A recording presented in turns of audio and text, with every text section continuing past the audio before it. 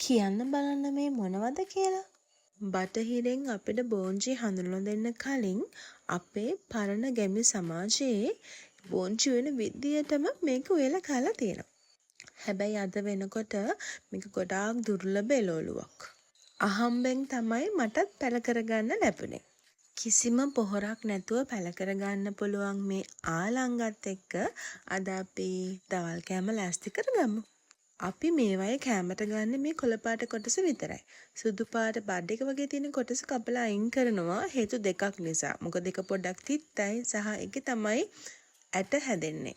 සුදු පාට කොටස කපලා අයින් කරගත්තට පස්සේ ඔයාලා බෝංචි හදන විදියට මේක හදන්න පුළුවන්. එහෙම නැත්නම් තව උඹලකට ටිකක් දාලා තෙල් දාන්නත් පුළුවන්. මම අද හදන්නේ බෝංචි වගේ තෙලින් තෙම්පරාදු කරලා මිටි කිරි ටිකක් දාලා හොඳට හින්දලා. ඇත්තමයි කියන්නේ මේක හරිම රසයි. ඔයාලා කාලා නැත්තම් මේක අනිවාර්යයෙන්ම දැකපු වෙලාවක අරගෙන කාලා බලන්න. ඔයාට අහම්බෙන් හරි ආලංග පැලයක් හම්බුනොතින් ගෙදර වත්තේ හදාගන්න.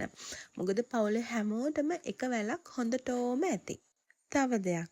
දකුණු ඇමරිකානු රටවල් නිජබිම කරගෙන තමයි ආලංග ව්‍යාප්ත වෙලා තියෙන්නේ. ඉතින් අපිට කවදද ලැබුණේ කියලා කොහෙවත් සඳහන් වීමක් නැහැ. ඒ කොහොම වුණත් අපිට ගෙනාපු කෙනා අපිට කරලා තියෙන ලොකු උදව්වක්. මම හොයපු කරුණු අනුව මට දැනගන්න ලැබුණ ආලංගවල හොඳ පිළිකානාශක ගුණයකුත් තියෙනවා කියලා. මුඛ පරම්පරා ගත වෙලා තියෙනවා අපේ රජ කාලෙදී රජවරුන්ට ව්‍යංජනයක් විදියටත් මේ ආලංග හදලා දීලා තියෙනවයි කියලා. ආලංග වැලක් ගෙදර හදාගන්න කැමති කිහිප දෙනෙක්ට මට බීජ දෙන්න පුළුවන්. ඕනි කට්ටිය කමෙන්ට් එකක් දාන්න. මාළු කිරට ආලංග හිඳුමත් එක්ක කෙසෙල් මුව තෙල් දාලා. අද දවල් කෑම. දැන් රස බලන වෙලාව. ගිහින් එන්න සුබ දවසක්.